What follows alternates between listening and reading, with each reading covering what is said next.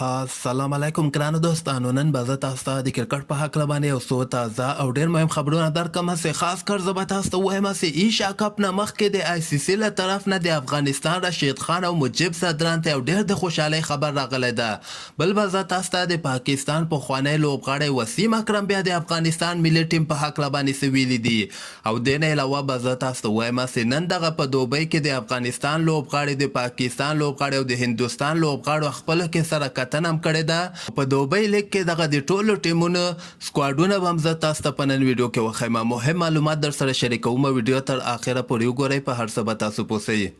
نو راځم اول زه تاسو ته وایم هسې ایشا کپ نه مخکې د افغانستان مجیب زدران او رشید خان ته د آی سی سي له طرف نه یو ډېر د خوشحالۍ خبر راغلی. داسې تازه درجه بندۍ کې د 50 اوریزه بالرانو په درجه بندۍ کې مجیب زدران دریم مقام ته را رسېدلی ده. یعنی په بالرانو درجه بندۍ کې اول مقام ټرنټ بولر ده، دویم جوس هیزلوډ ده، دریم د افغانستان مجیب زدران ده چې د پاکستان شاهین افریدي او د هندوستان جسپریت بومرا نه مخکې سوی ده. په دغه لیست کې بیا محمد نبی شپږم مقام ترلاسه کړی ده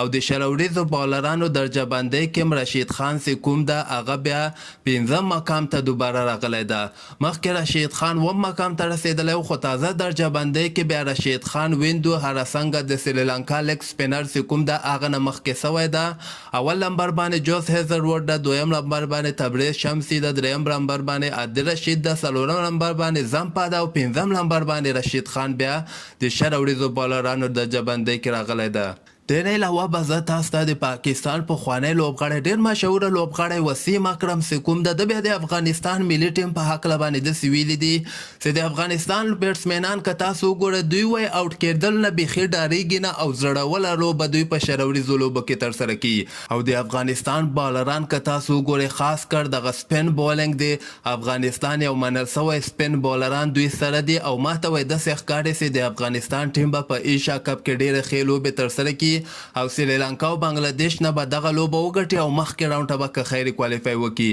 دغه وسیم اکرم د پخوا وخت کې د افغانستان لوبغاړو ډېر زیات تعریفونه یې کړي ول، خاص کر نجیب زدران، نور احمد په هکله باندې هم د ډېرې ښې خبرې کړې ولې او اوس ایشا کپ نه مخکې د افغانستان تعریف کړی ده چې داسې ویلي دي چې ما ته وایي داسې ښکاري چې د افغانستان بیټسمینان هم ښه دي او سپین بالران هم ښه دي، کوم په وجه باندې به دوی د ایشا کپ مخکې راونډ ته ووځي. بل به زه تاسو ته وایم چې هغه راهول ډراوډ د هندوستان کوچ چې کوم د کرونا وایرس باندې اخته سوی ده د هغه په ځای باندې بیا هندوستان وی وی اس لکشمن د هندوستان کوچ ټاکلی ده. یعنی وی وی اس لکشمن چې کوم ده دغه به په ایشا کپ کې د هندوستان ملي ټیم ته کوچینګ ترسره کړي.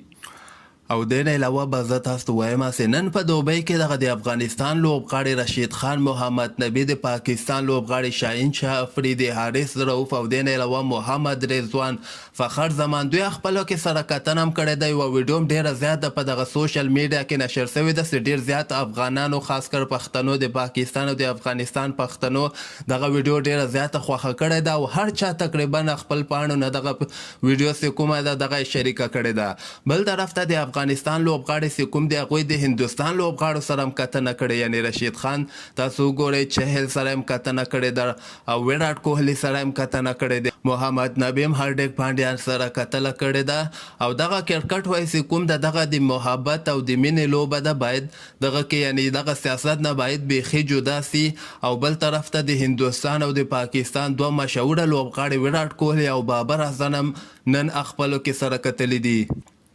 د نه علاوه به زه تاسو ته وایم چې دغه دوبۍ لیګ کې چې کوم ټیمونه دي د دغه مکمل سکواډونه به زه تاسو ته وښیم چې دغلته وګورئ تاسو ډیزرټ ویپرز په نوم باندې چې کوم ټیم ده دوی سره هرسنګه ده، سیم بیلنګس ده، ایلکس هیلز ده ورسره، مونرو ده ورسره، ټیم ډیوډ ده ورسره، همدغه لندیب لمچانې ده ورسره، اعظم خان هم دغه ټیم کې لوبیږي او د ویسټ انډیز کوټریل هم په دغه ټیم کې لوبیږي او دغه بل ګولف جاینټ په نوم باندې چې کوم ټیم ده تاسو دلته کتلی شئ دوی سره د افغانستان قیس احمد هم ده او دغه نور لوبغاړي هم تاسو در سره وګورئ، شیمار هیټمر، د کریس جولډر، د کریس لین، د ټام بینټن، د جیم وینس د ورسره،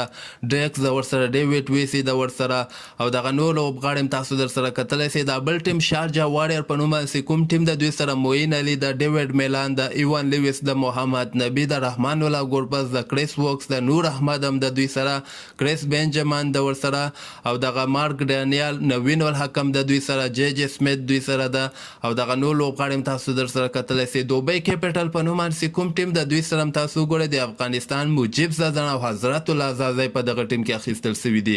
رومن پاوال د ورسره او دغه راورنس د ورسره منځري د حضرت الله زازی د راجا پاکسا د شنکا د ورسره ډیکویلا د سکندر رضا د فیبیان ایرن د اسرو اودانه د